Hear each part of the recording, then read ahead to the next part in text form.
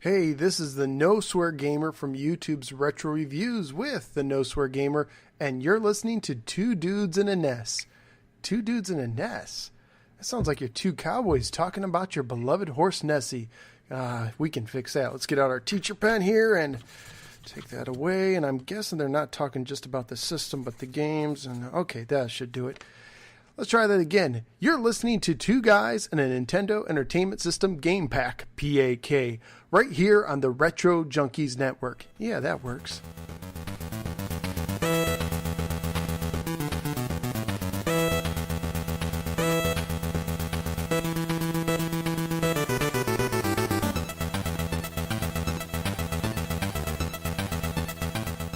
Hey, Justin. What's up, man? Not much. I feel like we have not had a conversation in maybe a month or longer. It's been a while. We recorded a couple of episodes kind of back to back there and then have been releasing them, but there's been a lot going on. Well, almost exclusively on my end. Yeah. So it's been a lot of cancellations, reschedules, and trying to get this settled down. So I'll take the heat for this long delay in getting these recordings together. Basically, long story short, to not go on a tangent, we're two dudes in a nest, by the way. We're talking about G.I. Joe, a real American hero tonight. That's right. But not to go on too much of a tangent early. Basically, I was supposed to move a month ago, almost to the day.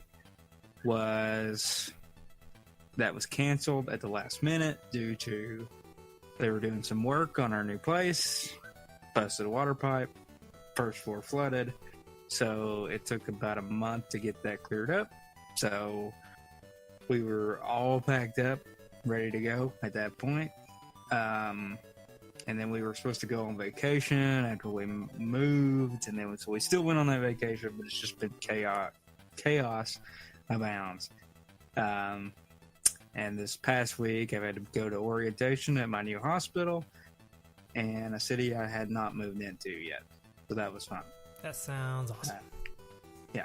Got to sleep on a couch at a friend's house, which when you're in your 30s is not as glamorous as it sounds.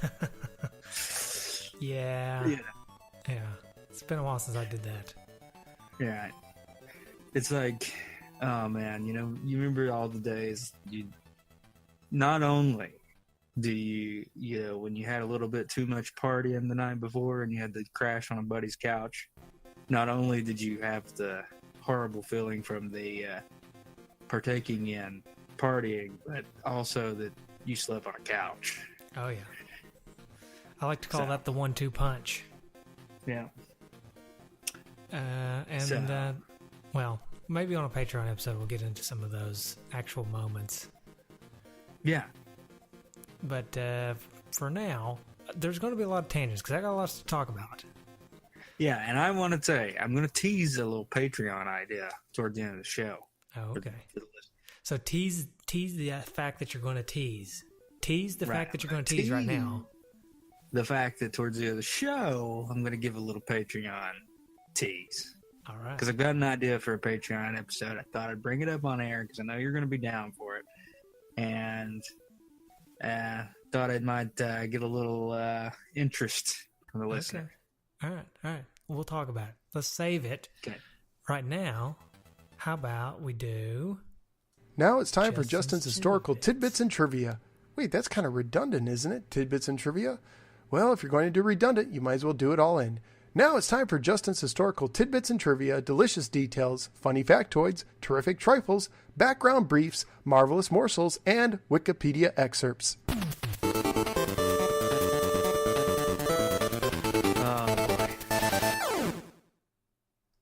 Good stuff. Glad to have the sections back. Who was it that requested to have the sections back? I don't remember, the segment intros. I took it to heart, as you can tell. Yeah. Side note, if there's anybody that's like, oh, okay, why are they talking over their segment intros and stuff like that? Well, it's because now we have used your Patreon money, speaking of Patreon, to invest in a nice little soundboard setup so we can be like true radio people and play sound snippets while we're doing the show. And, sometimes we're not quiet during those. So we may accidentally talk over top of them because we're not used to having this yet. It's new. It's fresh. Right. It's like Pinocchio. He becomes a real boy. He doesn't quite know what to do. That's right. It's us. We're finally real boys. Right. So, history on G.I. Joe, a real American hero. So, of course, G.I. Joe, based on the toy line with the same name. It was released on the Nintendo Entertainment System, developed by a company called Kid, and it's all capitalized. It stands for something. I forgot what it was. Sorry. But Kids in detention. when I read Kid, that's a good one. When I read Kid, when it's all capitalized, I think of Binky the Clown on Garfield screaming, "Hey, kid!" Anyway. Yeah, that's good. And published by Taxan, which was the company that the producer and designer Ken Lobb worked for. So this is one of Ken Lobb's early games. Oh, for Nintendo interesting. Entertainment. He was originally employed with Taxan. Is it Taxan? Taxan? I don't know. I don't know. It depends on if you're from the South or not. If you're from the South, it's Taxan. That's what the government does every year. They be taxing you. Taxing you. Yeah, taxing you. Yeah. Yeah. Mm-hmm. But if you're anywhere else, it's But probably if you're taxing. like, well, I feel like, or Taxan, yeah, like a Texan, Taxan. Yeah. Anyway. Oh yeah. If you're from Texas, you probably don't call yourself this, but the rest of us call you a Taxan. Right. So anyway, Ken Lobb, he was probably this being one of his early games, the third game he helped develop for the NES for the company Taxan. And then Taxan eventually went defunct, and he went to work for a company called Namco shortly. And Just a little company, hole in the wall. Right. Namco. While he was at Namco, I mean, he didn't stay at Namco long, and I know why he didn't stay at Namco long. Because he's working on Genesis game, right? Oh, gross. So, yeah, they had him Rolling Thunder 2, Splatterhouse 2, blah, blah, blah. But a couple of Genesis games. He hightailed it out of there and joined the good guys. Actually became employed by Nintendo of America. Nice. And when he got there, boy, did he make some good games. So he was involved in Super Punch-Out and Donkey Kong Country. And then he later came to design the game with Rare and Midway, Killer Instinct. Ooh. The arcade game, Killer Instinct 1 and 2. And then, with Nintendo of America as part of the Treehouse staff, helped develop GoldenEye 007, which is a huge game, of course. I mean, a lot of people's favorite on that system, at least. And in the game, which I remember this gun now, but I never realized it was named after him. The Klob gun that's found in most of the Russian segments and GoldenEye 007 was actually named after him, K-Lob. So interesting. Yeah, I did not know that. Yeah. So he was a big time Rare guy then, right? Yeah, so he's been involved in a ton of big name games. I mean, remember Cruisin' World for N64, Banjo-Kazooie.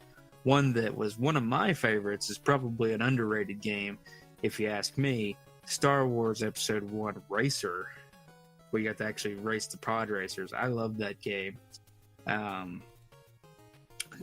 Donkey Kong 64. He was involved in Perfect Dark. Hasn't done a whole lot. Yeah, hasn't done a whole lot since the N64. He brought Killer Instinct to Xbox One as his supervisor. Was involved in Ori and the Blind Forest, but really, his heyday was the early days of the NES, the Super Nintendo, and then probably hit a sweet spot of his career in the N64 days. I did not know that he also worked on Ori and the Blind Forest. It's kind of a sleeper. Yeah, well, I wouldn't sleep on that one. That one's a pretty good game. Yeah, and I haven't played it. Of course, I don't have an Xbox One. He's on there as a special thanks. I don't know what his real role was there. If he was an advisor or whatever, but he was involved in some way.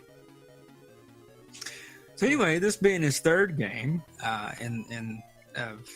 he was actually involved in. This game was released in January 1991 in North America. Got some programmer. Here we go. This is part of everybody's favorite part of the show. I'm also going to bring this back a little bit. I'm going to butcher some Japanese names, if you're ready for that. Oh, I'm ready. So we got the directors Motoyuki Inau,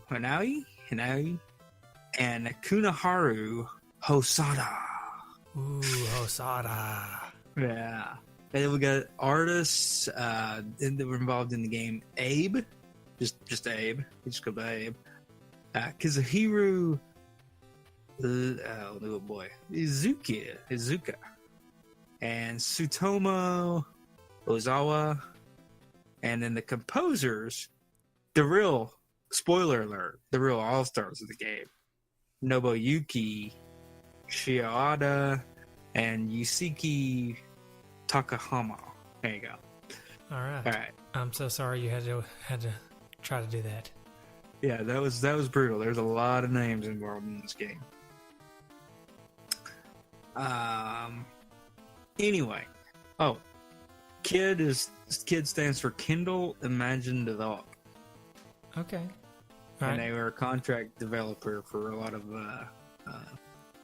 games. So anyway, doesn't make a ton of sense, but no. I mean, I liked mine better, but what are you gonna do? Wow, it makes a lot more. Yeah, yours is a lot better. But anyway, we talked a lot about mainly Ken Lobb, but I think he's the most interesting part of this story. And how about you? Did you have it go on some kind of journey, some kind of mission, per se, to find this game? Now it's time for Michael's Quest to Find the Cart, where we find out if Michael had this as a kid, bought it on eBay, or got it through other means. If you think Michael had it as a kid, press A now. If you think he bought it on eBay, press B now. And if you think he found it through other means, please press up, down, left, right, select start, and the reset button all simultaneously now. All right. Let me just say that I was going through some of these old intro things, like where people introed us, and I stopped on Phil's and didn't go any further because I was rolling laughing at some of the ones that he did. Yeah. So I had to use his first. He did a good job. He went over the top. He really did. He did a good job. Yeah. No. Okay. So how did I get this game? So first of all, let me just say that G.I. Joes, the action figures, were my favorite action figures of all. Even if you can believe this, if you can believe it or not, I like them even better than my Ninja Turtles for the most part. Wow. That's big. I loved my G.I. Joes. See, I was kind of the opposite. I was not a huge G.I. Joe fan. Really? I don't know why. I just never got into them as much. I loved them because you could move them around so much. Like they had that little rubber band in their belly that you could like twist their body and stretch them. And each body part could move, just like the wrist and the elbows and the shoulders. It was just, they were so maneuverable. That's why I loved them. And they had the little holes in their feet so you could put them on things like the vehicles and stuff. You could like mount them on the vehicles and they would stay on because you could put their feet down in the pegs and they would stay on. They're almost like Legos too. So I would always take them and I would put them on like on the tank, or I had this big I don't know what it was. It was like it's kind of like an SUV monster truck, but it had 6 wheels or something like that. I would put them on that. I'd mount as many of the G.I. Joes in it as I could, and then I'd roll them down this big hill and see how many of them would survive like the ride down the hill. I did so many awesome things with my GI Joes. So I don't know. Maybe you didn't have enough vehicles for your GI Joes. I don't know. I don't know why I never really got into them as much. You know, I don't remember it being something that I like didn't like them. It just, you know, I guess I was just more into the Ninja Turtles and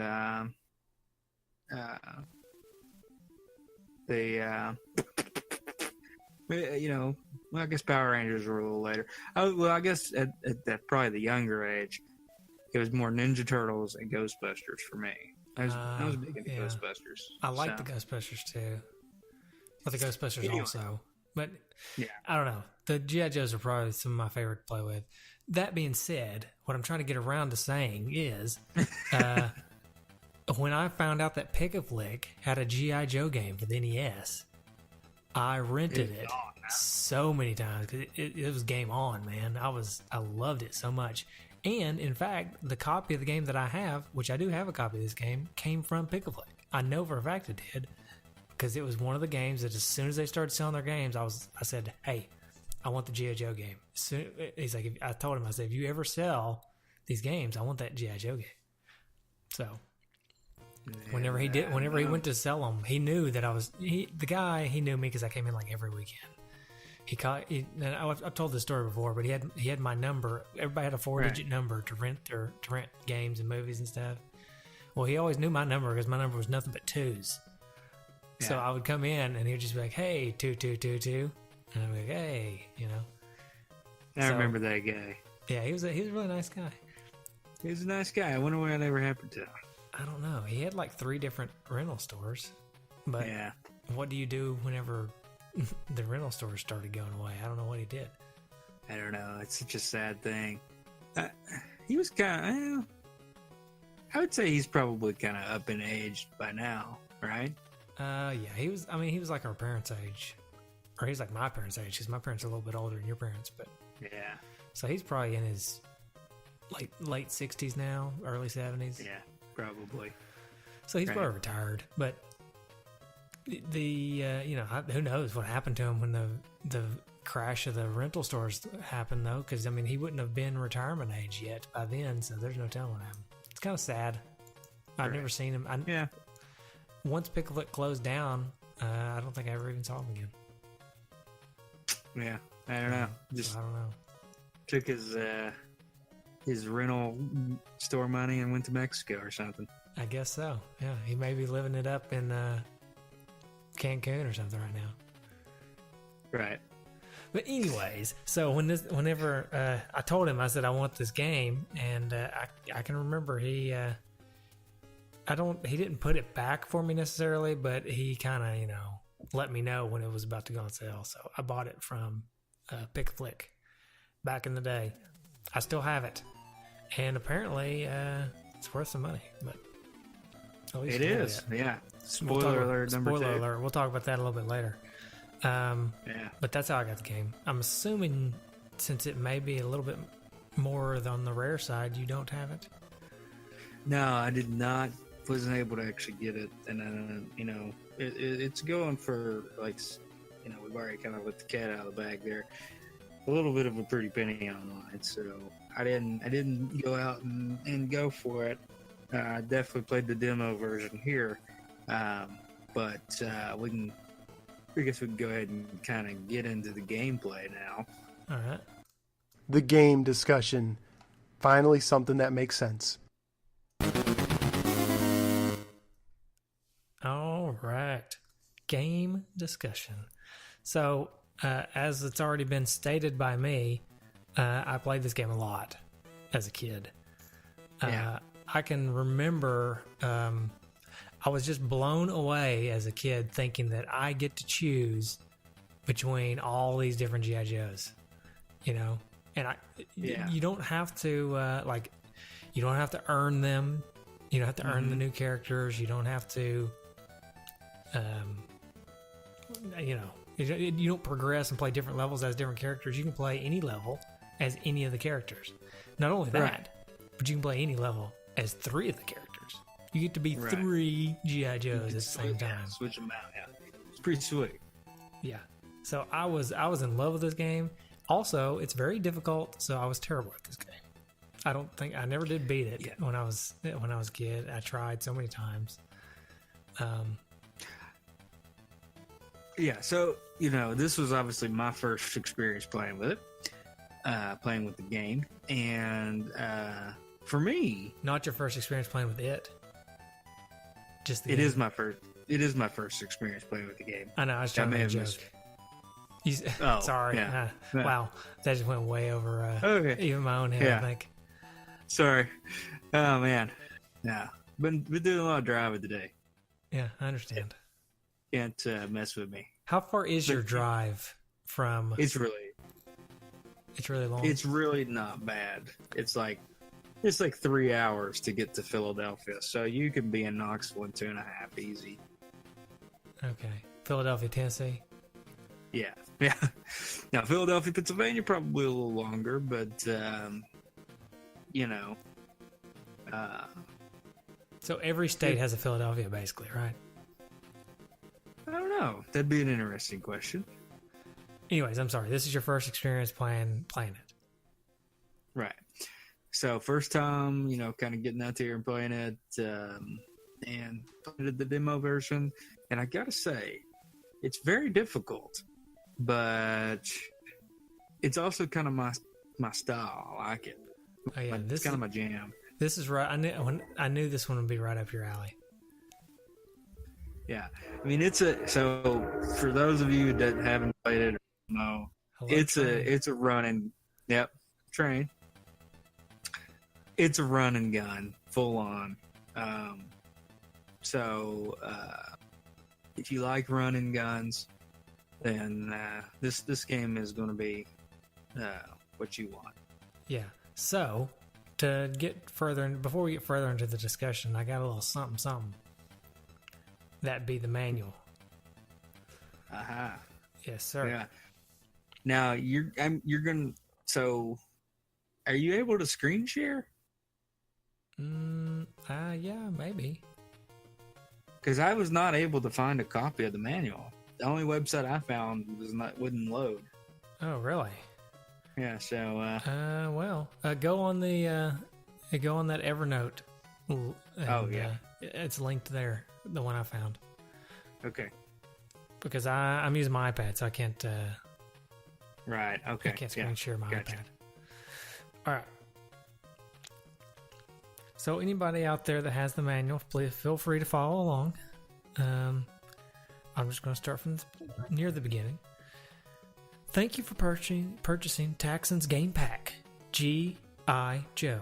Please read this instruction manual to ensure proper handling of your new game, and keep the manual for future reference. You know who didn't keep the manual? Pick a Flick. You. Oh, Pick a Flick. Dang it, Pick a Flick. Yeah, that's right. Stupid Pick a Flick. I did not get the manual when I bought the game. Or the box. It's probably not Pick a Flick's fault, because I do know that they would put the manuals for the games in their rentals, and then stupid kids would just steal them or burn them or whatever they do. And then once it's gone, I wonder is there a charge? If they don't bring the manual back? The manual? Yeah. Probably. There I would should be. charge if I was them. Yeah. So I would say yes. I'd like to think yes. All right. Your mission. I'm about to sneeze. Okay. I don't know what to do here. I guess I just you can sneeze. listen.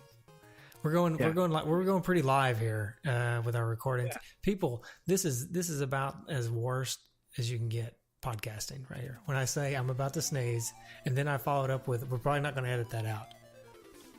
So there's a good 30 seconds there of just absolute Sneeze talk. amateur Sneeze podcasting talk. at its best. Sneeze talk. Yeah, sneeze talk. See, what I like to do is I like to just talk about the sneeze, and so it never comes. Notice I didn't sneeze. Or did I? Right. And then did we edit it? Ooh, who knows? Ooh. Oh man, you'll never know now. You'll never know. Actually, they know. They know we didn't edit it. Anybody who's listened to more than about 3 episodes of ours knows that. Yeah, I actually did not sneeze. Okay. Okay. Your mission. The G.I. Joe team is really mad, and they're not going to take it anymore. The Cobra organization has been terrorizing the peace-loving people of the world for decades with no end in sight. It's time to defeat this group of thugs and rid the world of their menace forever. Side note, there's another G.I. Joe game after this one, so I'm guessing it didn't work. Right. They didn't rid them forever. No. You will be fighting through 6 levels, each with 3 sections, not counting boss encounters. In each level, you will be in control of 3 members of the G.I. Joe team, 1 chosen for you by the General Hawk, and 2 more which you can choose before each level. Now go ahead, complete your mission if you can, and remember, Yo Joe. Yo Joe. Yo Joe. Yeah. All right. So I'm not going to go through. This is a really nice manual, by the way. If anybody is curious, you should look it up because there's some really detailed information about the characters. I'm not going to go into all this information about each character. If you're looking at it, Justin, and you see anything that you would like to mention about the characters, because there is some funny little tidbits. Yeah. But I'm not going to go into it too detailed. Yeah. Let's just move on. Okay. But I will mention which characters are in the game. Because I feel like that's noteworthy. So right, absolutely. You have in the game, you have Duke, of course. He is the the most famous G.I. Joe, probably. Right. He's he's not the leader. General Hawk's the leader, but he's kind of second in command, you know. Then you have Captain Gridiron, which is football helmet. the football player. It's like, now let's be honest here. If you're like, you've got a secret military special task force, and some guy shows up in the football helmet, you're just gonna call the nut house, right? Get him taken off somewhere. Yeah, maybe, but he was. He was in the Naval Academy. He played football for the Naval Academy or something. I didn't even know they had a... I know Navy has a football team, but I didn't know it was the Naval Academy candidates that were... or cadets that were on the team. But that's this guy. He's an officer, okay? So, I will say that I think that they do have an obligation, even if they're football players or basketball players. Because it was a big to-do with David Robinson. Do you remember David Robinson, the basketball player? Yeah. Played for the Spurs? Okay, so... He was he played for the Navy, right? Or he played in the Navy Academy, and he got drafted. And, this was kind of back, and still really to this day, Navy, Army, those teams don't really have a lot of prospects going into the leagues, right? Into the pros, but he was. And it was a big to-do because they were, trying to figure out how he was going to finish his service obligations as well as be able to go into the NBA. So I don't really know the full story on it. I'd have to look the story up, but there was a bit of an issue there. Interesting. So they are in the Navy. So you're saying that Captain Gridiron may be only a G.I. Joe due to his obligation, right, to the Navy. He's not really. He may actually would rather be a professional football player, but they couldn't figure it out, and so he's obligated to at least finish out his tour of duty with the Joes. Right. Okay. All right, that makes sense. Side note: he's not in the game, but do you remember Sergeant Slaughter? Yes, I remember Sergeant Slaughter. That was an awesome part of the G.I. Joe show. Yeah. He was a wrestler and he was on the G.I. Joe. He was like a live action person at the end of the episodes on the cartoon. I know. But mentioning wrestler, we do have Vader that just passed away. Yeah, I heard about that. It's really sad. Yeah. You know what his greatest role was? Boy Meets World. Yes. Of course. He made like several cameos in Boy Meets World, didn't he? I think there was like maybe at least 2 episodes he came into play. Well, he was the big guy's dad, right? Right. Turns out, yeah. So, that was awesome. Frankie's dad, Yeah. That's right. Yeah, definitely his greatest role right there. Yeah, Boy Meets World. Okay, other characters. So there's also, who did I mention? Duke, Captain Gridiron, Rock and Roll. Yeah. Rock and Roll he's a beast, man. He's got the Gatling guns. Mm-hmm. This brings up a good point. These characters have stats, and they're noticeable. That's right. They're noticeable in the game. Like some of them have a higher shooting power, some have higher punching power. I guess we'll get to that here once I finish talking about it, once we move forward in the manual. But and some of them can jump really high. Snake Eyes, for instance. Right. Oh, spoilers. I was going to save him for last, but I guess I can go ahead and out it. Snake Eyes is a character that you can play as in this game, and that's freaking cool. Snake Eyes. Yeah. Ninja Man. Good old Snake Eyes. Yeah, then you can also be Blizzard, who I was never a huge fan of. I thought he was the most ridiculous G.I. Joe in the world. Right. He carries around skis. Yeah. Well, we don't need a slalom guy. He's running around. I mean, he's probably got the easiest job of all the Joes, though, right? Because he just sits at the house and waits till they have to go to someplace that has snow. Right. And then they call him up like, hey, yeah, I know we've been doing a lot of, visits to the Alps and stuff lately. So, yeah, if you need a vacation, you just let us know. Right. Ridiculous. Yeah. So, anyways, ridiculous. Blizzard pretty ridiculous, if you ask me. Right. Mm-hmm. And then General Hawk makes an appearance in the game. He just kind of talks to you in cutscenes and stuff. Right.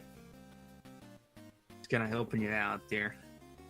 Yeah, actually, I just looked it up on Wikipedia. It lists him as a playable character, but I don't remember playing as him. Unless you can. Oh, no, I do remember. He's in the last level. You play as him in the last level. No.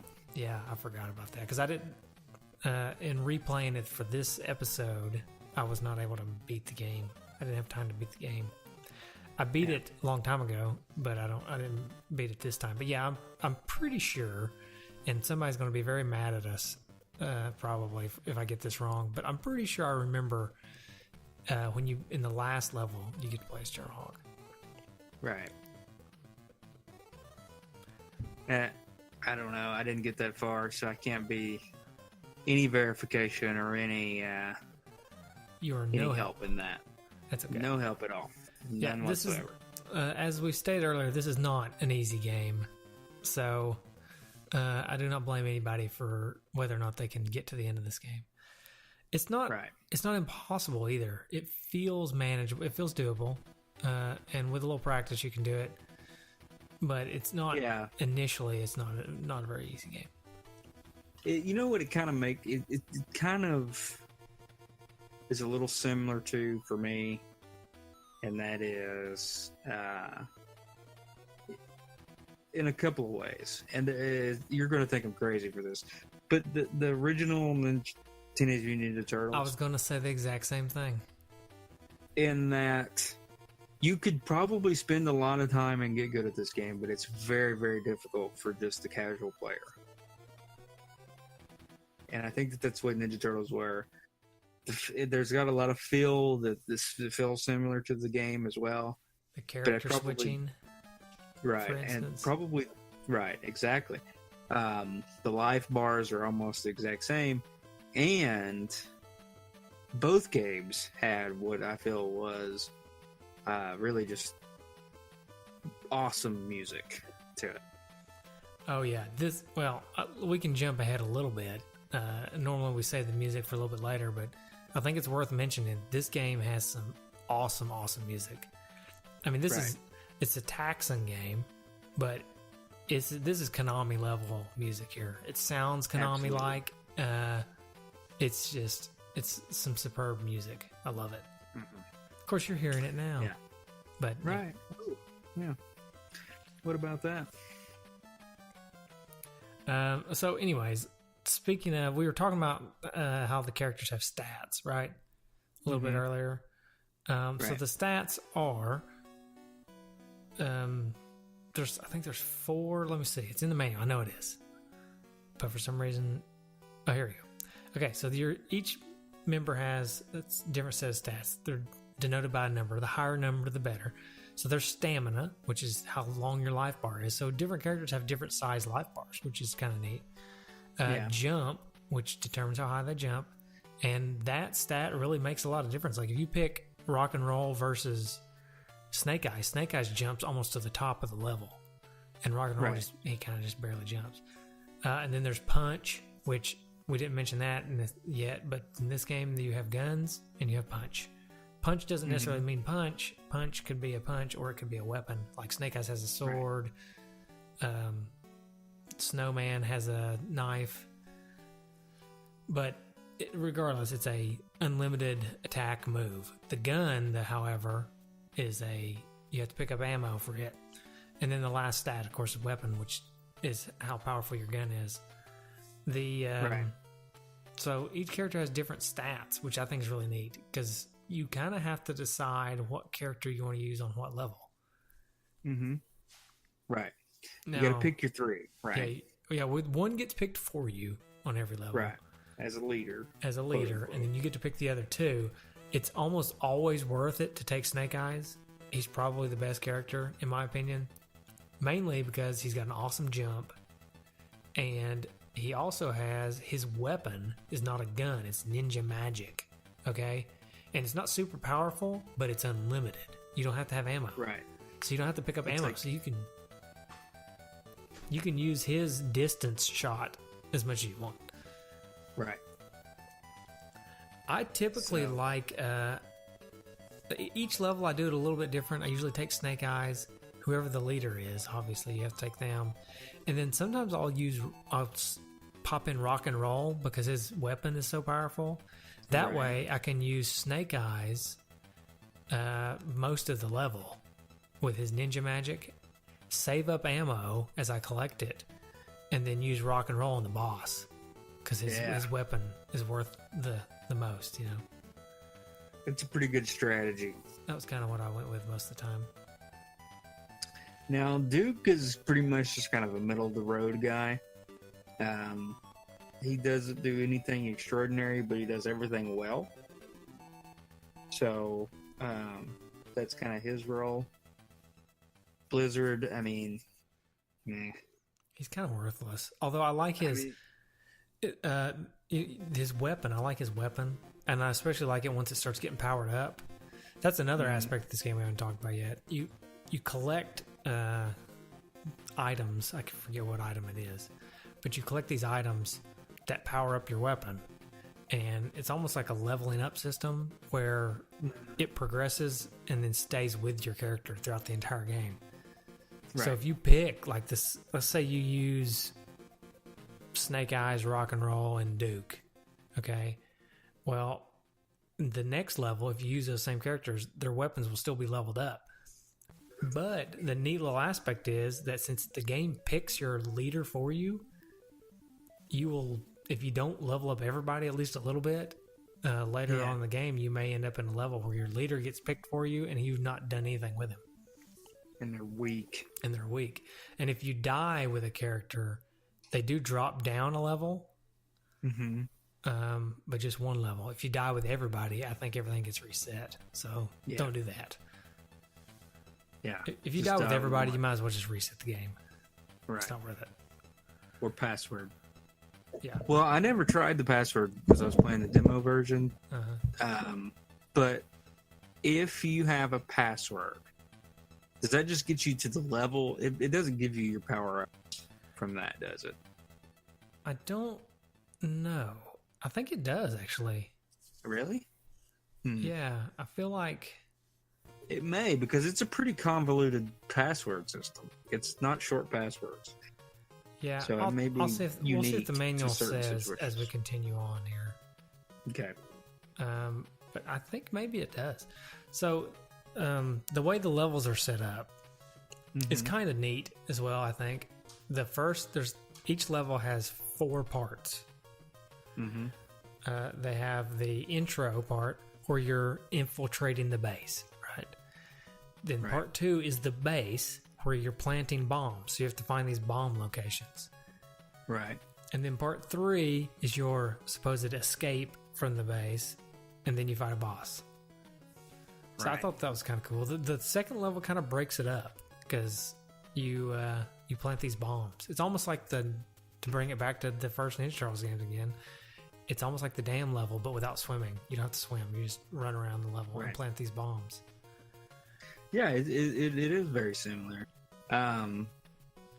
It was kind of like, in a way, doing the same thing over and over again with each level, but it was different enough that it never really felt like it was the same thing, Yeah, I mean it's essentially the same progression, but that second level where you plant the bombs is almost like a maze, and it gets a lot more complicated as you get later in the game. I think there's one of the levels that's really big. It's got like 50 something screens that you can go on.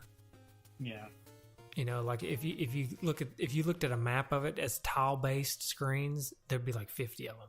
So they get pretty big and pretty complicated, and so it's pretty nice. It's a nice little system because it breaks up the monotony of just scrolling left to right with a little, almost like an open world find the bombs thing. Yeah, absolutely. You've also got quite a few bosses in this game too. You don't just get one boss at the end of the 4 stages. There's little mini bosses kind of here and there. That's true. One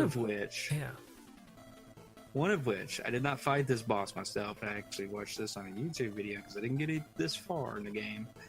And then the New York City level, you actually fight a subway. It's like fighting a train. Yeah, kind of. Which level is that? I don't remember. Yeah, there's a boss level where there's a train. It's like a subway at the end of it. I'm trying to remember that one. It must be a little bit later in the game, isn't it? Oh yeah, it's in the New York City level. Okay. There's the train at my house, by the way. It's made its trip. But yeah, you're right. We mentioned the boss at the end, but there's also a boss at the end of each segment too. So there's maybe not every single one. No, I think there is at the end of every single one. But yeah, you get, level 1-1, there's a boss. Level 1-2, there's a boss.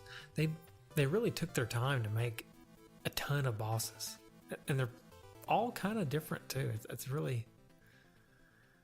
This is one of the better designed games. So, yeah. So the stuff you pick up, I was trying to figure out what the thing was that you could pick up and power up your character. It's a pistol. It's just a little pistol. Oh, there you go. So you can get ammo. You can get flashing ammo, which is just more shots. You can get rations, flashing rations, which is just full life. You get the pistol, but then there's also the bulletproof vest, which makes you like invincible and blinky, so you can like run through the bad guys. And then there's you can get some chevrons, which is what you can actually increase the life bar of the character that picks it up. So there's some pretty interesting pickups in this game. The power up thing, this game really didn't even need that power up item, but just having it makes it just feels so much better. I love having the power up because your weapon turns into some pretty crazy stuff eventually. Like it starts as just a little itty bitty pea shooter thing, and then depending on which character you are, it could turn into like a 3-way shot or like a spread shot and stuff. it gets Right. pretty crazy, which I like it. Yeah, there's a lot of little details about this game like that really. This is a well-designed game. Yeah. So it's good.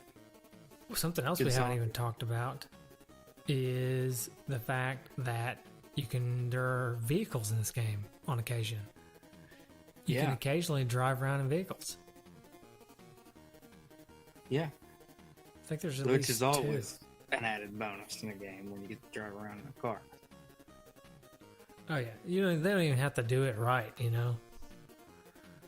I'm Right. fine if you even if it's just to break it up a little bit. Right. Absolutely. Well, let's see. I got we're going pretty hot and heavy on this game talk.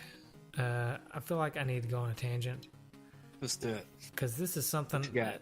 I did something really neat about 2 weeks ago that I was wanting to tell you about on just in general, but I was also wanting to save it for the show because it was really something interesting. Yeah. So I ended up just Let's saving. hear it. All right. Let's hear So I went to. Have you've? I'm sure you've heard of this. I don't know how many people out there listening have heard of this, but I went to Elkmont and saw the synchronized fireflies. Have you ever Oh, done yeah? that? I have not ever done that. Okay, it is Uh, really cool. Yeah, for those that are listening, this is like an activity in East Tennessee that if you want to do, you need to plan well in advance Yep. because you just can't show up and see these fireflies do their thing. Yeah. So I'll give you a little bit of background on what they are. So there's two places in the world where these fireflies do this, but here in the Great Smoky Mountains of Tennessee, and somewhere in Japan. So what these fireflies do is there's the female. It's a mating season thing. It's only for like 2 or 3 weeks out of the entire year that they do this every Right. year. So the females are on the ground and they blink, right, like a firefly. And then the males are up in the trees. And once the females start blinking, the males start blinking back at them.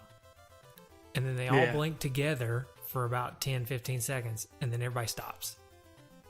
And it's just pitch black for about 5 to 10 seconds. And then the females start blinking again. And then the males will blink back at them. And they do this all night long. And it's nuts. But anyways, so I went to go see this. And like Justin said, this is not an easy thing to do. You have to put your name in the lottery to get tickets because there's only limited space on this trail where you can watch them, and so they can't just let anybody in. Plus, where are all these people going to park and all this stuff? So, anyways, you have to get your name in on a lottery. The chances are like 1 in 20,000, and my wife and I have finally won it this year, so we got to go see it. So how many people are there when you? I don't know, probably between 500 and 1,000. There was a ton of people And from all over the world too. yeah, is it chaotic trying to get out of there, like trying to get in and out of it? No, it's actually pretty well organized. So the way it works is they take you to the Elkmont area. There's a campsite. There's camping grounds, which I don't even know how impossible it would be to get a campsite there. But there's a campsite, and then there's the trail, the Elkmont Trail. So what we did was we went and parked at the visitor center and rode a trolley over to the trail, and then we walked on the trail and just found a spot on the trail and just kind of sat there and waited. And you have to wait for it to go pitch black outside because they don't start blinking until it's completely dark. So we waited until like 10 o'clock at night when the sun was completely down. You couldn't even see your hand in front of your face. And then all of a sudden, all around you in the woods, these fireflies started.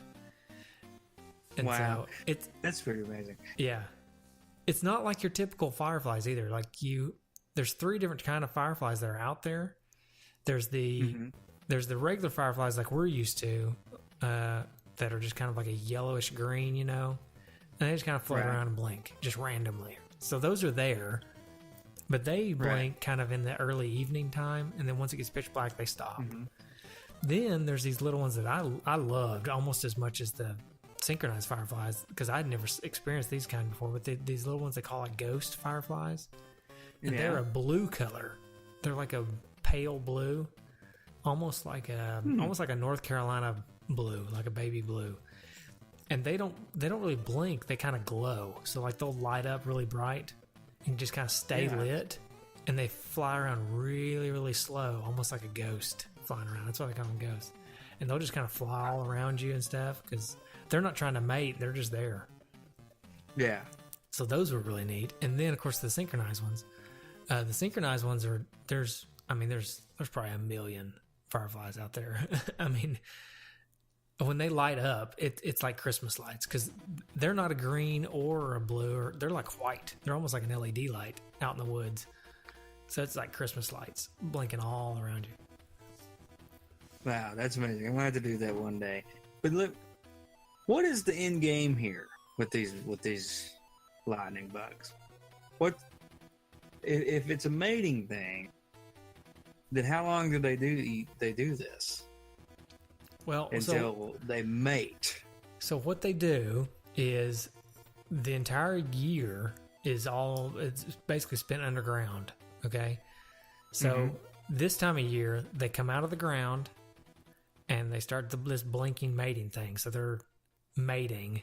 I won't get into any details about what mating is on this family-friendly podcast. Surely you know what that is, Justin. But they do their thing, and then they go back in the ground, lay their eggs, and then those fireflies die, and then the ones that are buried in the ground as eggs will grow, live underground until this time next year, come out of the ground and mate, lay the eggs, die, and rinse, repeat. They do it. They just do it. What a life! Yeah, that's their life. The funny thing is they don't even eat or anything during this mating season. They're just all about mating. They're too busy. Yeah, that's right. Too busy to eat. They eat their entire life and then they come out for 3 weeks. It's on. Mate like crazy and then die. They eat for this to prepare for this. Yeah, their entire existence is for like this month-long endeavor. Hey, well, maybe it's not so bad. There are worse things you could starve for, I guess.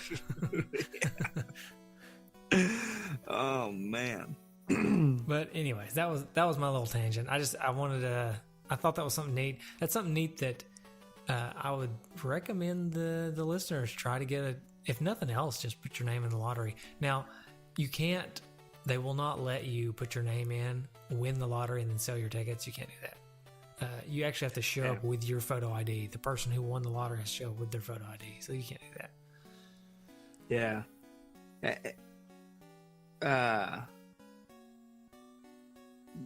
Well, it's kind of like, have you heard the thing about John Cena?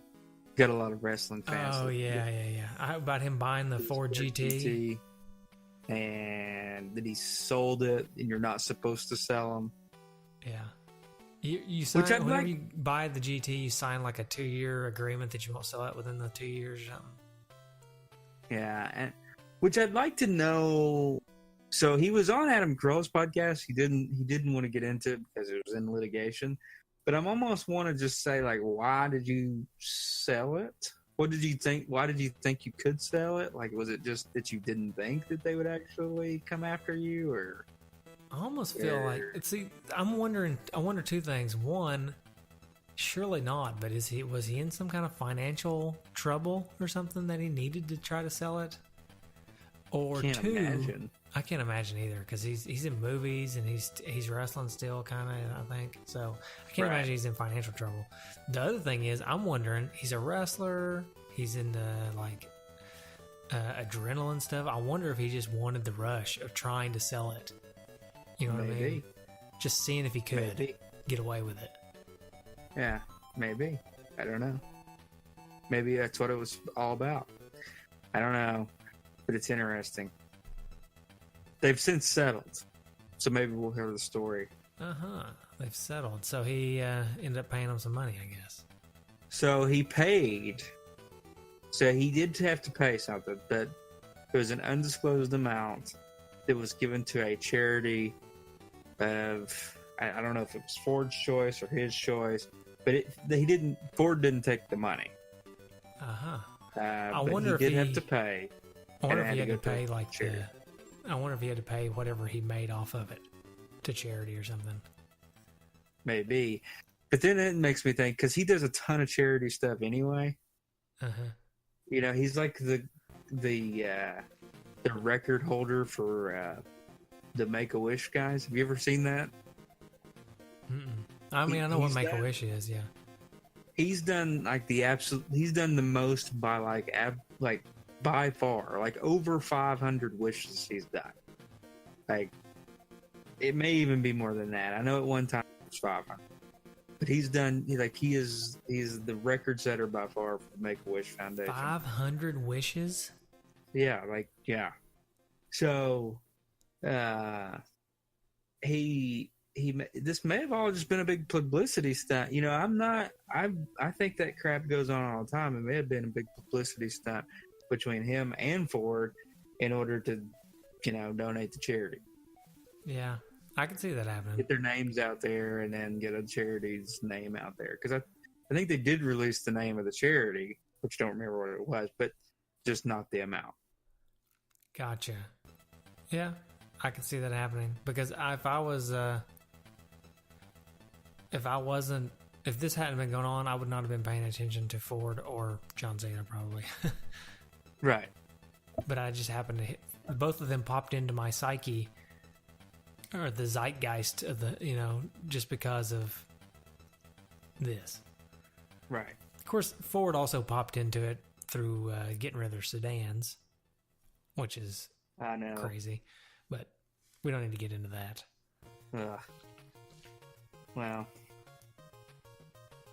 I don't know. I mean, I kind of get it, I guess, but I just wonder how that's going to work out. I guess we'll find out.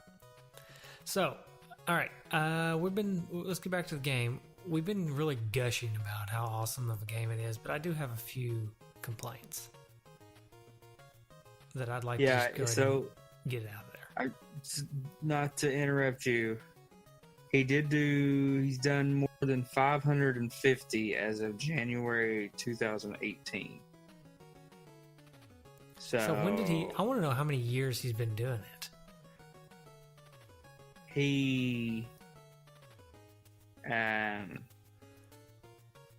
The only one closest to him, and this is a surprise. You'll never guess who the only one closest to him is. With around 250 wishes granted, Bill Cosby is. I was thinking about Bill Cosby. I got another rant about Bill Cosby today, but I was thinking about Bill Cosby earlier today. But no, this Justin Bieber. Oh, wow. 250. So, Justin Bieber, the guy who everybody loves to hate, is out there doing the Lord's work. That's right, man. Hey, he says just go ahead and hate. Yeah. So, you want to hear my Cosby thing, or you want to talk about the? Let's go back to the game for a little while. We can come back to Cosby in just a minute. Okay. All right. I got a few complaints about the game. One, the combat and the platforming feels a lot slower than most games, and it takes a little bit of getting used to. Like, the enemies move fast, but your punch moves slow, and it's getting that timing down. It just kind of makes it feel sluggish sometimes. So that's one thing I'm not a big fan of. I think it's just, The other thing I'm not a big fan of is, and I've complained about other games doing this, but the colors in this game are kind of meh, if I could think of a good word to describe them. M-E-H, meh. And they can be distracting sometimes. Like, if you pick the wrong character for the wrong level, sometimes everything just kind of blends in, and it kind of gets a little bit confusing. That's it. That's my only complaints, really. The difficulty, but that's to be expected. Yeah, I mean, I really didn't think of any complaints. I mean, I actually agree with those that you've said there, but I will say that some of these games are a little bit Nintendo hard, just kind of frustrating. Do they have to be this hard? Kind of thing sometimes that I think about. But again, probably not a lot of people think that way either. So, yeah, there's probably a majority of our listeners that think this game's easy, you know? Right. But I will say that this game is a lot easier if you can push past your instinct to conserve ammo. Bang, bang, bang. Like, my natural instinct is to always conserve ammo. And if I can just ignore that instinct to conserve ammo and just use my weapon, then this game seems to be a lot smoother. And I may have lost Justin. Everybody. Let me try to get him back. This is good live pod here.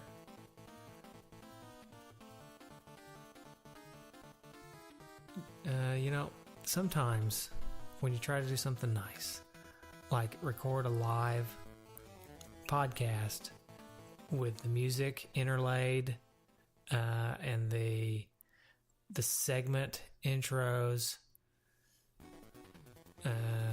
you know, get it all pieced into one so you can release the episode almost immediately and do all these nice things. Sometimes things do not go the way you would like them to go, and computers crash. Justin just texted me, in fact, said, just thought this recording was going to be easy. My computer crashed. So that banging you heard apparently was his computer crashing. I don't know if it was crashing because he knocked it off the wall and it come crashing down, or if it just, crashed. So while he's waiting to come back, since it's not going to be easy for me to edit this episode now, unless I just keep talking, I'm just going to keep talking. So I'm going to talk about this game a little bit more. So I mentioned the combat, and that the combat and the platforming felt a little slow, and that it takes some getting used to. And it's hard kind of to work with the fast enemies. It makes it a little bit difficult. Once you kind of get used to it, though, that's really not that much of a complaint. It's just, it feels different than like a Ninja Gaiden or something that's normally pretty fast paced. This game's more, I would say, more in the vein of a Castlevania, in that the way everything moves kind of slow and methodical, but it works. And once you get used to playing it like that, it really is pretty cool. I talked about the colors being meh, but in contrast, the graphics are the opposite. The graphics are great in general. The character designs, of course, they're designed after the G.I. Joe characters, but they look like the G.I. Joe characters. So it's all pretty great, really. So in general, the game's graphics are awesome. The levels, I guess, are maybe where it gets a little convoluted. I don't know, but in general, the graphics are great. We talked about the difficulty a little bit too. The difficulty is really not too bad. You have password system. Where it gets a little tricky is that it ramps up near the end, and it gets a lot harder as you get closer to the end of the game. Like by a long shot, it gets really hard. And the maze stuff, if the second level where you're trying to drop the bombs or plant the bombs, that stuff gets a lot more complicated near the end of the game. But once you've played it a couple times and you know where to go to plant those bombs, those levels get really easy. So, and I guess if you had a map or something, that might make it a little bit easy. Also, if you're good enough to keep your stats leveled up, you can really kind of blow through some of the bosses with a really powerful gun. So that actually makes some of the boss stuff feel pretty good. And I'll wait on Justin to come back. But there's something, I'm sure he'll have a few words to say about this, but there's just something about being able to jump up in the air and punch a missile off of a plane, like just punch the missile. There's just something about that that's just so satisfying to me, and that's something you can do in this game. So that's something else that I kind of like to touch on. We touched on the music earlier too, and the music's awesome. I think what I should do is, while I'm still waiting on Just to come back, because he's coming back, we did do a high score challenge. I was one of the only people that participated in it. Guys, I don't know why you didn't participate, but you should. There's still time. Not time to get on the show, of course, because we're already recording the show, but there's time to get on there and just see if you have what it takes. So, just so you know what you're up against, I'm going to go ahead and read off the two people who did leave scores, myself and James Knight. Thank you, James, for joining me in the challenge. James blew me away, but my score was 134,970, and then James just going nuts and basically doubling my score with 278,280. We'll wait and see if Justin has a high score. I don't know if he does or not, but we'll see. So when Justin comes back, we'll get his final thoughts on the game. He says he's coming back, but in the meantime, I guess I'm going to skip ahead a little bit. We had a contest. Oh, I think he's coming back. But we had a contest, and in that contest, we were giving away a copy of King's Knight. Now, the only thing you had to do to be in that contest was to leave us a voicemail. We got a lot of good voicemails between the time that we talked to Andy and now. And Justin's back. Hello, Justin. Yes. Can you hear me? I can, loud and clear, even louder than before. Oh, well. All right. So anyways, I was just about to give away King's Knight. So we had a lot of good calls. We had a lot of good calls. And I put them in a hat, and I drew a name, and the winner of the King's Knight game is Mike Hall. Congratulations. Yeah. You are the wiener. So congratulations, Mike. All you got to do is email me or Justin or the collective your address, and we will make sure that game gets to you. It may come from Andy. I'm trying to think. I don't know if I have the game or if Andy still has it, but you will get a copy of King's Knight. Congratulations, Mike. All right, Justin. Woo-hoo! So I just went on and tried to ramble by myself, so that we wouldn't have Apologize. to edit. Hey, no worries. So try and stay on that no edit train. Yeah, it's working. So I just kind of rambled. It's probably not going to be the best segment of the podcast in the world, but it is what it is. Right. So we will just move on from there. I just talked about the game a little bit more. I went ahead and did the high score challenge. Did you have a score you wanted to submit? No, I didn't even. I figured I didn't make it far enough. So I didn't bring a score to the game. Okay. Who won? James Knight won. He beat me. There's only two of us. Yay. Yeah. So I don't really have anything else to say about the game. Do you? No, I mean, we've already kind of talked about the music. I think the music was the brightest star of the whole game. Even though it's a great game and everything, I mean, the music to me was just what stood out the most as being the best. Yeah, I agree. I think the music is the shining star of this game, and the gameplay too, and the fact that it's G.I. Joe doesn't hurt me. But right, yeah. So I think it's all around sounds like it's pretty good. Now, the big question though, question of the day of the pod, is it worth it? Do you know how much it goes for? So that's the biggest thing here. So, I mean, really, the cheapest that I was able to find it was $50, but most are going around $60. Yeah. So that's pretty rough. Yeah, I mean, so two things here. It's a great game. It's a fun game, but I could not justify $60. Although that's pretty much, it's like it's not depreciated in value because that's pretty much what a new game costs back then, And $60, and now. So it's pretty much what you would have to pay for it back then. That's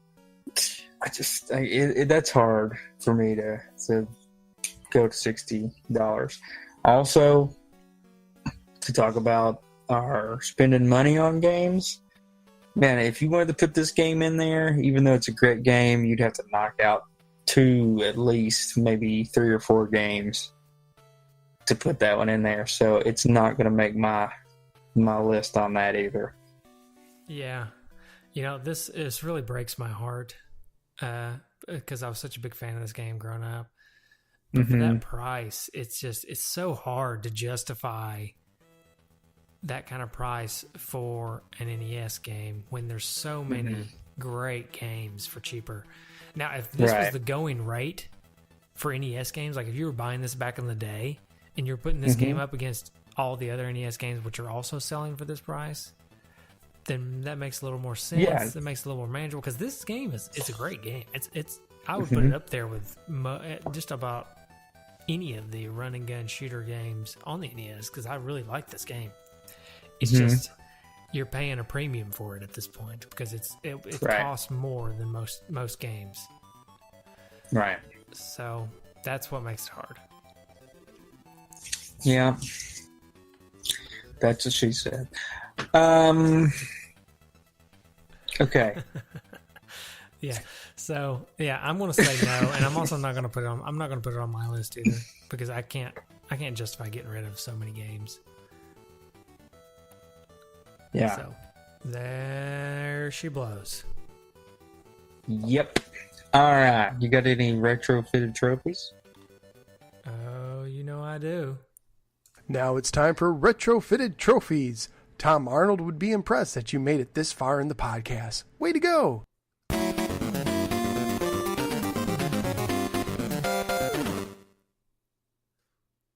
Okay.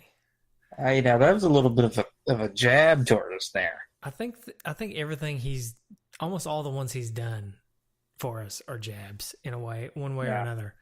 They're all a little jabby. Right. We're just the butt of everyone's jokes. Well, at least Phil's and the Jessica Germs. Yeah. All right. Well, I went with G.I. Joe quotes for mine. Oh, that's better than mine, but from the cartoon. Okay. All right, you want to go first? Or you want me to go first? I can go first. My first one is Jungle Fever, and that is get through the Amazon, which is the first world. Okay. Jungle Fever. Yeah. All right. My first one, and don't call me sir. I work for a living.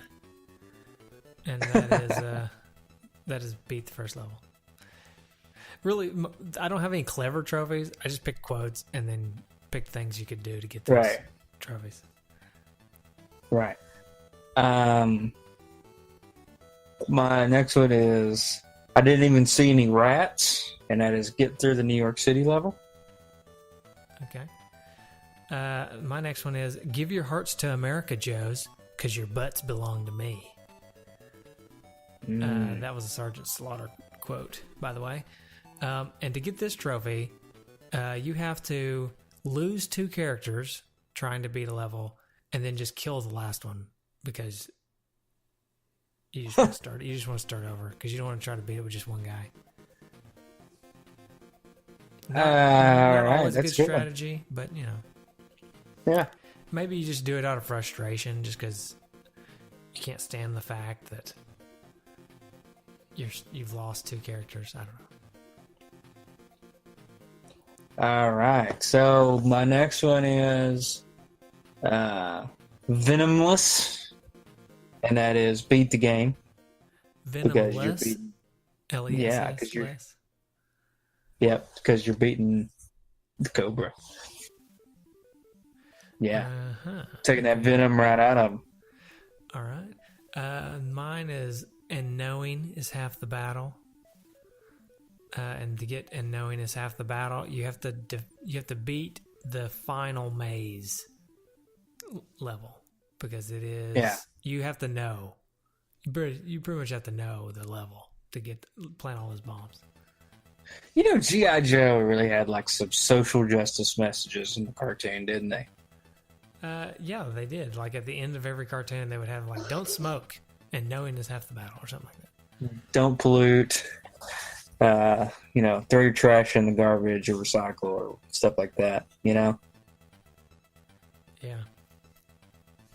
I feel like a lot of cartoons were like that back in the day. And I don't know if it's just that I don't watch newer cartoons, but I don't feel like they're trying to keep up with the, raising the next generation right. Yeah.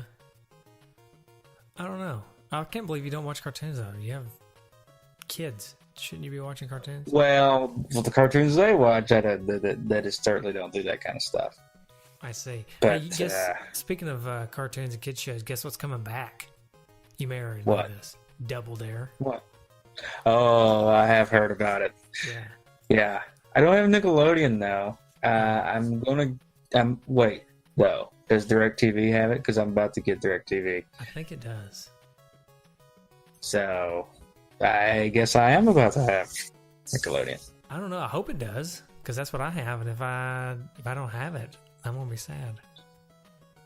Yeah. I'm gonna look it up real quick. If you got any more trophies, pull it up. See, what was my last one? It was knowing half the battle. Yep. Okay, yeah, I got a couple more. My next one is, some nights it just doesn't pay to get out of bed. And to get that trophy, you have to do something I mentioned while you were gone that I figured you may have a comment or two on. I think it's level 2, 1 or something, maybe 2. I don't know. It's one of the 2 levels, I think. Where there's the gunship with the missiles that shoot down at you. In order to get this trophy, you have to jump up in the air and punch the missiles off the plane.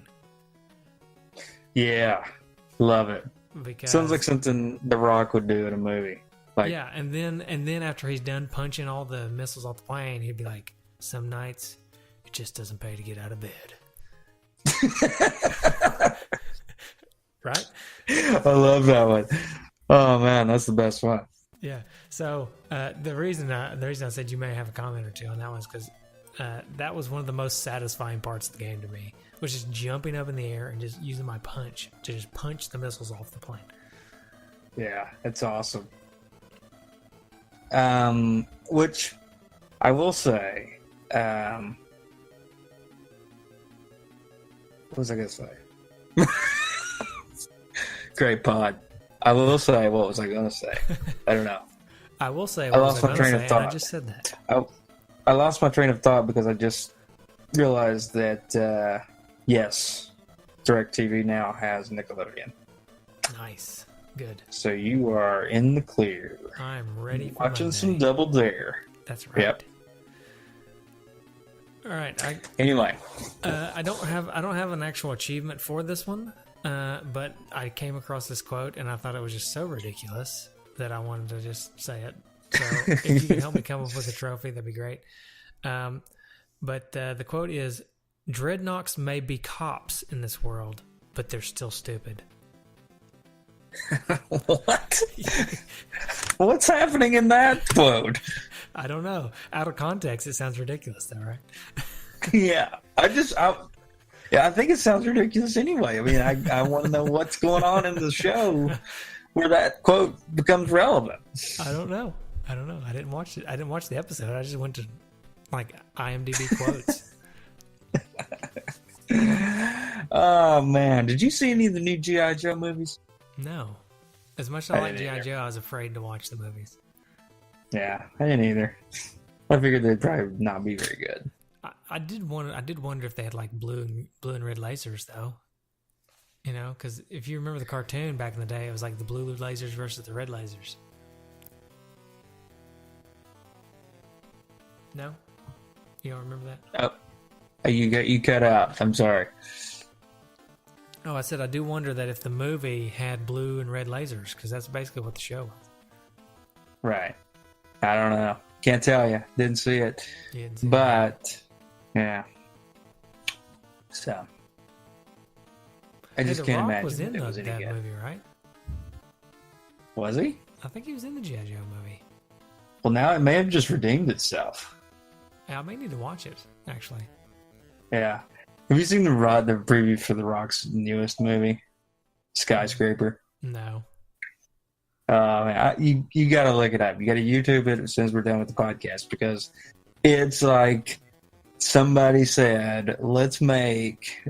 It's like they didn't write. They were like, we need to make an action film starring The Rock, and then they just made a film designed around that.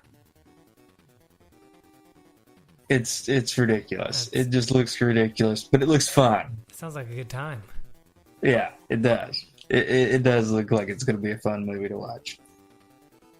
So, there you go.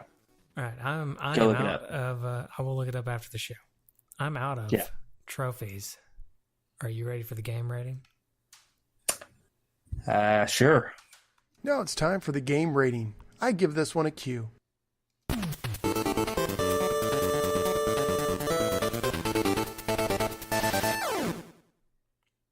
All right.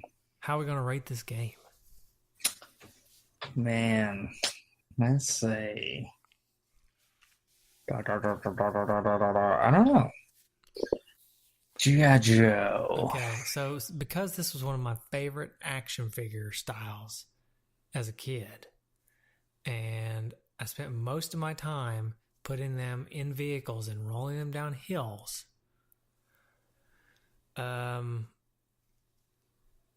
Let's rate this game like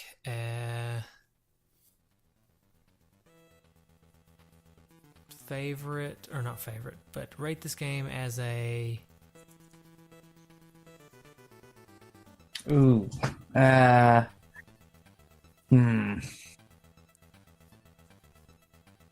favorite camo. okay. All right, favorite Favorite camo. design of camo. Okay. I'm gonna go with the Desert Storm camo. Oh man, I think you just took mine, but go ahead. Yeah, because it was just so sick. Like the Desert Storm camo was just like when they put in the tan and beige colors, like that was so awesome, and like that was never used before, or never really popular before. So that was so in right about this time, 1991, that this game came out. So that's what I'm picking.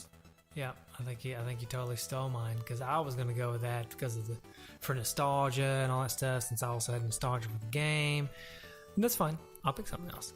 I'm gonna go with some like super sweet navy, gray, black, whatever color it is, urban like SWAT camo or something. You know what I'm saying? Yeah, that's it. Yeah. Because I think that's pretty sweet. It's a cool idea to make you like blend in with the concrete. And right. I think, that's what I'm going to go with, because you stole mine. So. Well. Bully. Yeah, that's right. You are a bully, sir. Stealing my thunder. All right. How about listener feedback? Now it's time for listener feedback, where you, the listener, come to the rescue of today's podcast. You know what I'm realizing? I think we need to stop these segments, because Phil is just being a jerk. He is. Like, I kind of forgot about that. I started this episode off by talking about how much I loved his segment intros and how I wanted to use them on the show. And then as we've gone through the entire episode, I realized that he's just being a jerk, and we're going to stop doing this. Yeah. He's not being very flattering at all. So trying to pull it up here. Here we go. So on the Facebook group, Andrew Code says, this was my favorite show growing up. I never owned this game, but I rented it enough to have paid for it a few times over. The game is awesome. Great action platformer. Playing as multiple characters keeps things fresh. Hope you guys like it. If not, you're essentially telling me you hate my childhood. Well, Andrew, we don't hate your childhood. No, in fact, I think we love your childhood.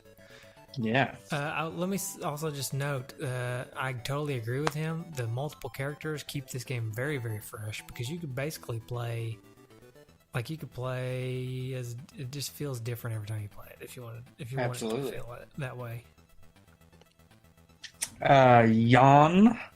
Ian Hook, says, love it. Love them both. All right. Love them both. Does he mean both of us? I'm thinking he means both of the games because there was a sequel. Oh, okay. Yeah. I thought both of you guys, Mike and Justin. Maybe now you know who did the sequel actually, because by the time the sequel came out, Taxan was no longer around. Capcom brought the sequel out. Yeah. Right. It's a very similar game though, so they kind of. We'll talk about it when we get to that game, but. Yeah. I wonder if they had some of the same crew members. You know what I mean? Yeah. It was the same team that made the game. Yeah. Oh yeah. But Capcom published it or whatever. Oh, all right. Yeah. Mike Hall, the aforementioned Mike Hall, says, never played the game, but had a ton of the toys. Operative word is had. Oh, that's how I feel too, Mike. Don't feel bad. I basically just destroyed most of mine. Remember how I told you how I played with them? Yeah, they don't last long when you play with them like that. Yeah, they're. And Joshua Reiger says, includes password feature, all caps, 3 exclamation marks. He's very excited about that. I think that was on the and box. That's... Oh, was it? Yeah, it's like on the back of I the didn't even notice that. All right. That was the group. Now, let's get to the page. Oh, here we go. And nothing. All right. All right. Moving on. No, wait. That's the high score. Hold on. There might be something. While you're doing that, I'll pull up Twitter. We got a bunch. There's a bunch on here. Okay. All right. Let me go ahead and do Twitter since I pulled it up. Thomas Gunyan, sorry, I know I probably butchered that name, which is at SpoonyBard Toma, says, I loved this game as a kid. Never owned it, but rented it a few times. We ended up getting the Atlantis Factor instead, and I think it's the better game. I really like the level up system in these. Thanks for the feedback. That may be your first feedback to us, my friend. Thank you for providing that. Yeah. All right. So, are you ready for the page? Yes, sir. Feedback? It's quite a bit in here. So, Chris Vanderhoff, here we go. You know where this is going. Something about a Sega Genesis or something, probably. Yeah, better if it was on the Genesis. Go Joe. But then he says, P.S. I have never played this, so I have no clue how good this is. Maybe that's your problem, Chris. You keep wasting your time on that Genesis. Chris has many problems. This just is at the top of his list. Right. All right. Rich VD says, oh man, I love this game and G.I. Joes. Multiple playable character choices, Cobra enemies from the storylines, and vehicles made this a game I loved as a kid, and this cartridge is all I have left of my 3-car garage G.I. Joe collection. So did you have a G.I. Joe collection that filled up a 3-car garage? No, I think he's got me beat beat my there. Question. Unless he's talking about like a Barbie toy house 3-car garage. Right. In which case like a G.I. Joe 3-car garage? Yeah. In which case I probably did have enough. Joshua Ty says, wow, this game brings back many memories of spending hours at my cousin's house on the weekend trying to beat it. Never successful, LOL. I can't wait to hear you guys break this game down. Andrew Code. Again, his page here says, this was my favorite show growing up. I never owned this game. Okay, this is same feedback. Sorry. Douglas DeLakey Jr. says, I love this one, but man, it was difficult. Never got more than a few levels in. Maybe if I had it as a kid, instead of only playing it here and there as a kidult.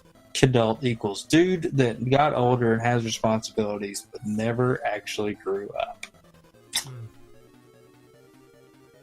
And Classic Wrestling Matches and Mags says, loved renting that game.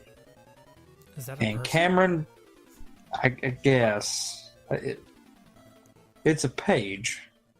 Oh, so I don't know. I didn't even know you could do stuff as a page like that. I don't know. I looked at the page, and their phone number is 1-900 pile driver to the face. Sounds like a so. Let's see. I'm calling it right now.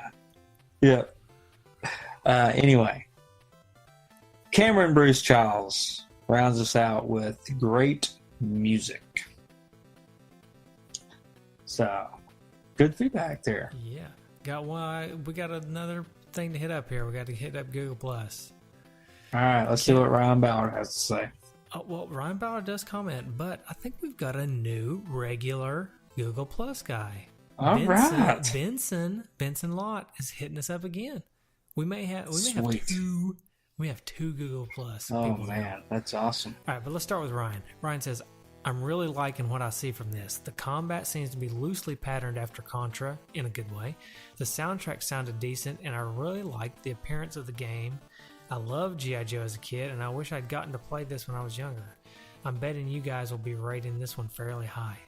You are correct, good sir. Yes, Benson says, ha! I finally guessed the correct game after hearing the music preview. I'm actually currently playing the game again. I loved it as a kid, but never really got to play it much. What can I say? What I can say is, back in the 80s, G.I. Joe was one of the most amazing things that a kid could play with. The ways in which you could reenact war with these little figurines was endless. And when you melted them together, you could make mutant Super Joes. I've never tried that. I should have done that. Right. So to get a officially licensed G.I. Joe Nintendo game, heck yes. Not only that, the game was good. Not many NES games based on TV movies were actually good. We can all be thankful that LGN did not get their slimy hands on it before Taxan did. Way to go, Taxan. P.S. Snake Eyes all the way. All right. Awesome. Thank you. We had some nice feedback on this one. Yes, we did. That was good feedback. Yeah. It was quality. Not the most quantity we've ever had, but there's some good quality. That's right.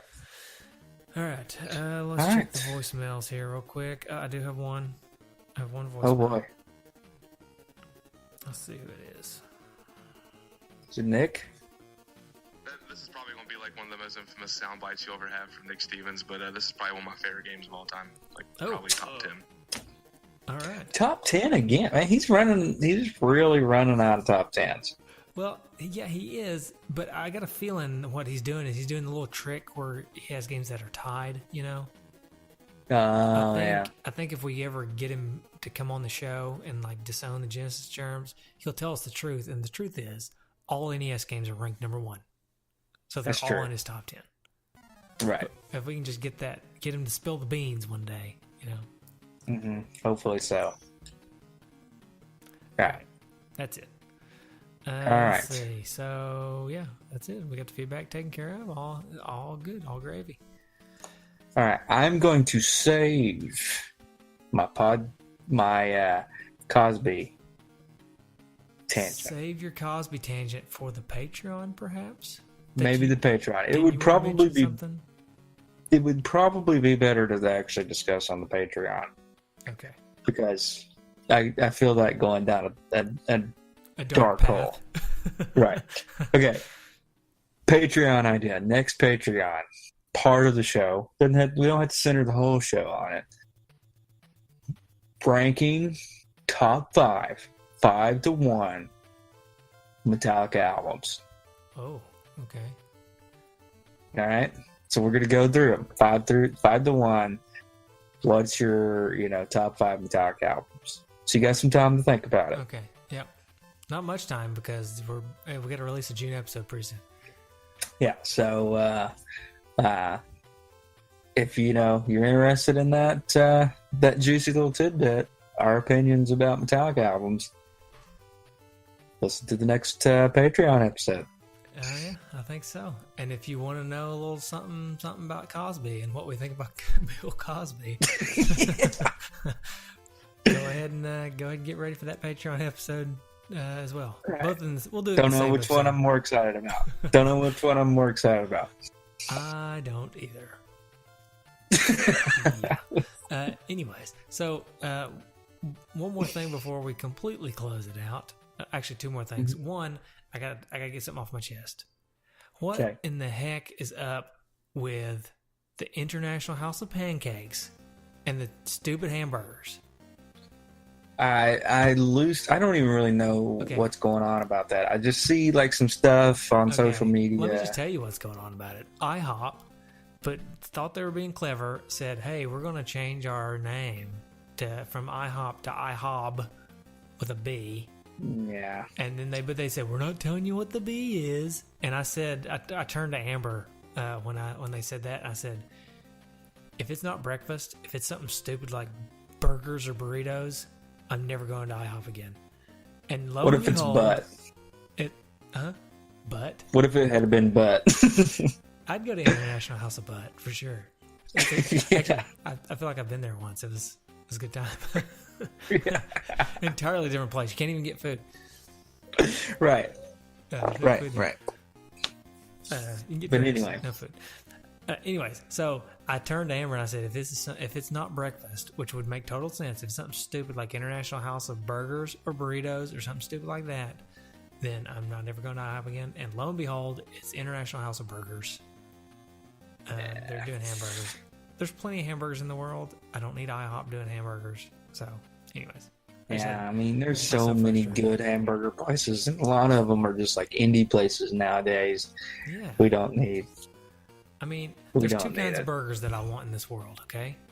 There's the high dollar fancy burger. It doesn't even have to be high dollar, but it has to be like fancy. Like put an egg on it or something crazy or some guacamole. Something like you said, indie or something, you know what I mean? Right.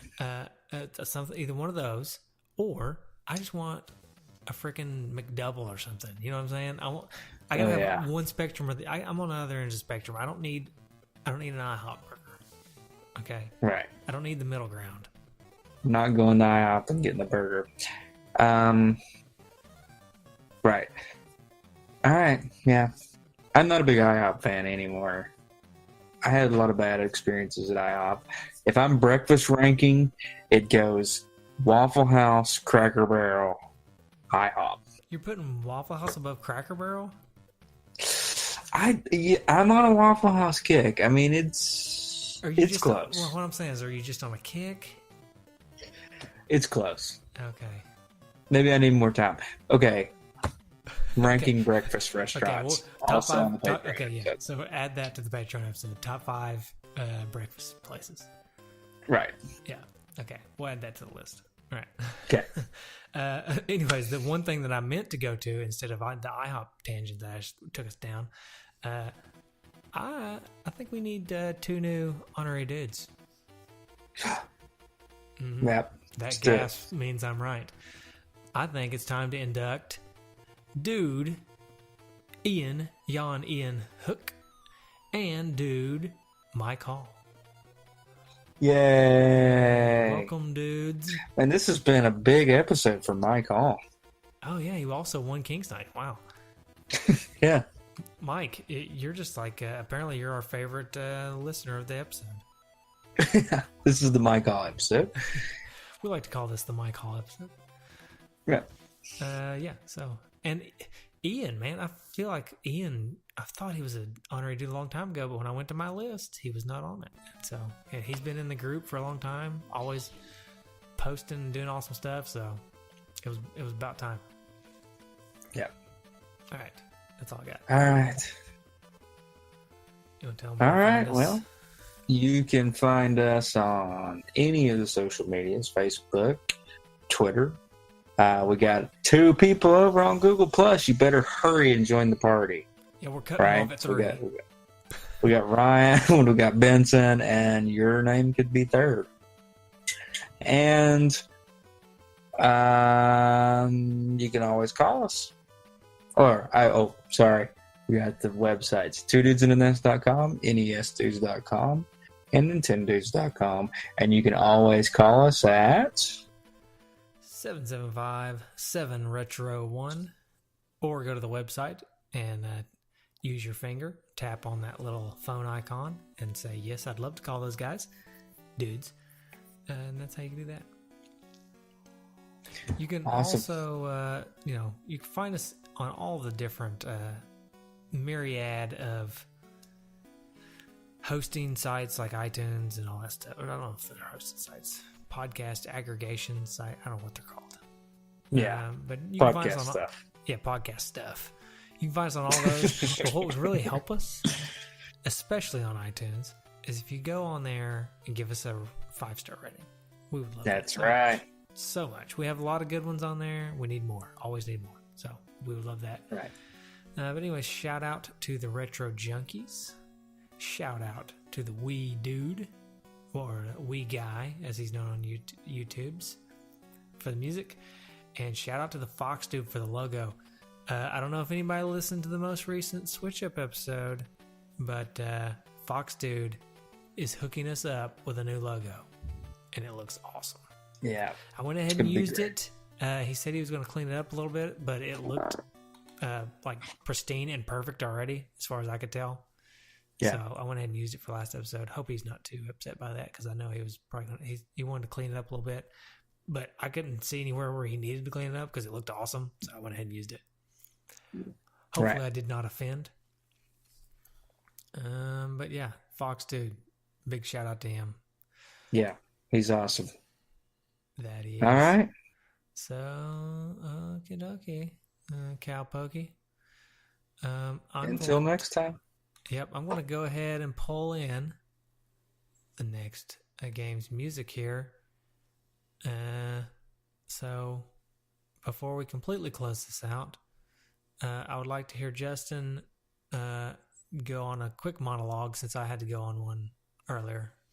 So he's going to have to just rant for a minute. Not a full minute. Okay. Maybe. Well, I've already promised Bill Cosby on the Patreon episode, so I'm saving that. I'm sitting on that gem. Yeah. And I can't believe I just used the word gem. Oh wow! Yeah, you're in so much trouble. Well, wait a minute. I used the word gem as in J-I-M. Oh yeah. Okay. It's a gem. Like as it's some guy named Jim. Right. Cosby. Jim Cosby. Oh yeah. Okay. So it's not about Bill Cosby. It's about Jim Cosby. Okay. Yeah, your little monologue at the end, which I'm not allowing to be a monologue because I keep talking. Right. It's actually about Jim Cosby. Gotcha. It's about Jim Cosby, the lesser known of the Cosby brothers. What if the Cos does have any brothers or sisters? That'd be interesting to know. That would be interesting. I don't know, but wait, is that fading? Is that music fading in that I hear? Oh, I think it is. There it is. Bye, everybody. Bye bye.